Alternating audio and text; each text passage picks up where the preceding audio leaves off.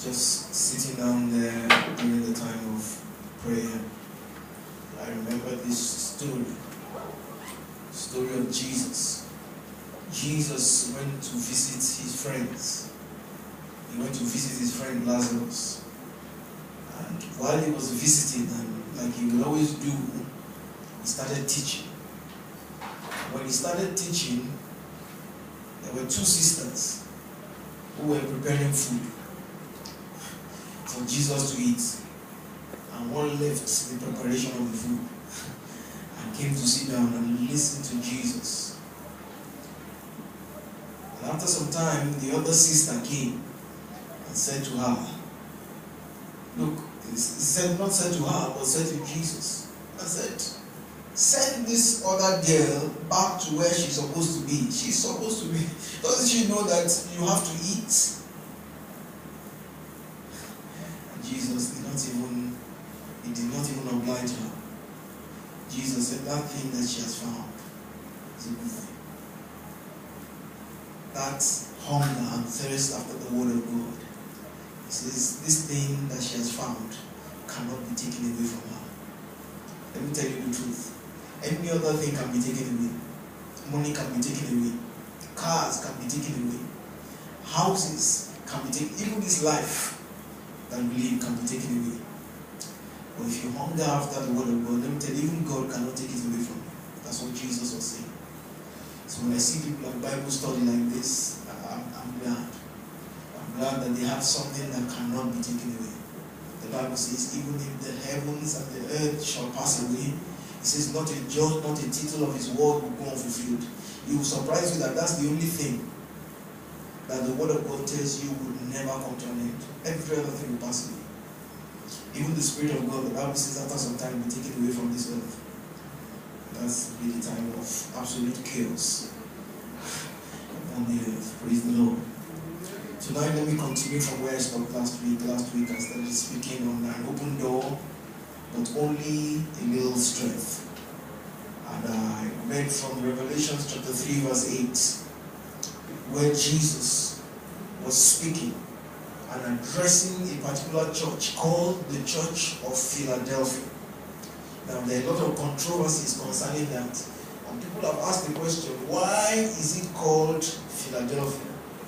Well, the school of thought think that because Philadelphia, the word philia is taken from the same root word, phileo. Phileo means love.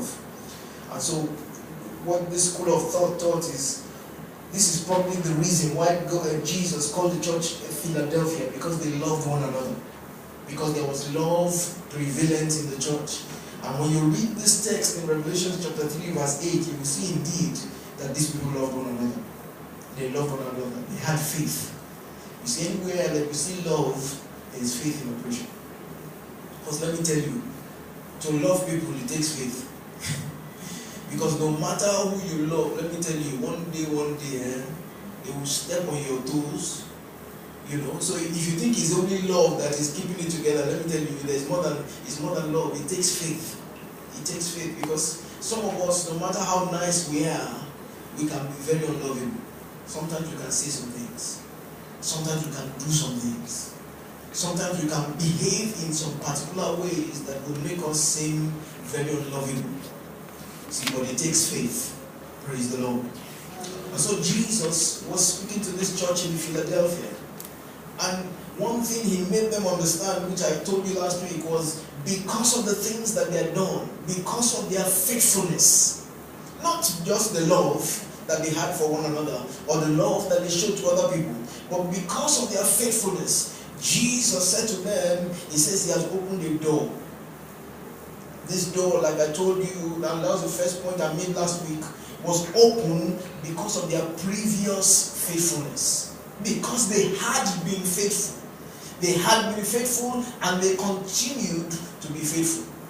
Because of this, the Bible says, God opened a door for them. God opened a door. See, but more than opening a door, he made one clear statement that the strength that they had was not enough. to go through that open door. I think one of the things I didn't do last week was speak about strength. What is strength? Strength really can be defined as a quality or a state of being strong. A quality or a state of being strong. But a proper definition of it would be mental power or force. If you have mental power, if you have the ability to be mentally strong, to be able to think about some things, we'll say you have some strength. Strength can also be defined as some sort of moral power or your ability to be firm. You know, if something happens now and there's an explosion in this building and we just sit down here like nothing happened, some people come and say, you people are strong. Why? Because you have the ability to be firm. When you read the story of Jesus, Jesus knew what was going to happen when he went to Jerusalem. But the Bible says he set his face like a flint. He refused to be unshaken. He was firm. He knew that going to Jerusalem would cost him his life. But he was firm. He said, this is where I'm going. I'm not going to change my mind. This is, you see, that's the state of being strong. That's what we call moral power. That's what some people will call courage. That they will tell you, look, there's danger ahead, and you still keep going. They'll say, you're a very strong person. Where other people will fail, where other people will turn around and run, you can remain strong. And so that's what strength is. And so what Jesus was saying to the church, what he was saying to this church that loved one another, he was saying to them, he said, hey, he said, I've opened a door for you. He says, but the ability for you to be, for the ability for you to sometimes even think about going through that door, he says you don't have it. That's what we call mental power. Sometimes just the thought, an opportunity comes, and you say, well, this thing, everybody that has been doing it has been failing. Everybody that has been doing this has been failing. You see, that's you don't have the moral strength to go through that door.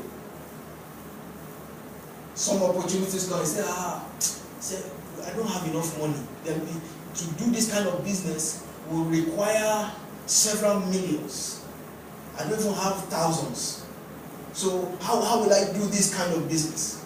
The mental capacity, the mental strength to be able to go through such a door. Some people just say, well, let me look for something that is more. Say I have like 20,000 in the bank. If I find an opportunity that 20,000 can solve, that one I can put my hand into. Not this one that is requiring the kind of one that we have to go and look for somebody to kill to be able to do this. You see, that's what Jesus was saying. Jesus said, look, I've opened a door for you, but the ability that you need, the thoughts, the strength that you need, the firmness, the courage, the force, sometimes, which you need to walk through and take hold of that opportunity, he says you don't have it. See, but let me say something else, which I said last week. What Jesus said about this door was that this door was unclosable. I remember growing up as a young boy. You see, we used to play these games. And when we play this game and somebody misses, there's this guy.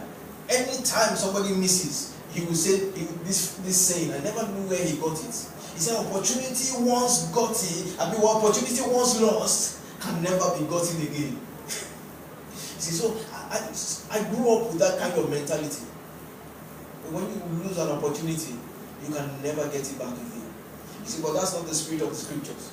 If you read Revelation chapter 3 verse 7, Jesus said, I am the one.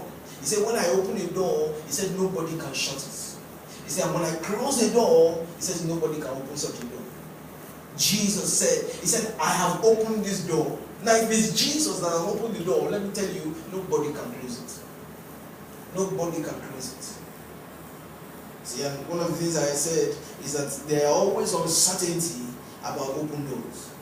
Once there's an open door, let me tell you, the reason why, how you will know there is an open door, an opportunity before you, is a lot of uncertainty.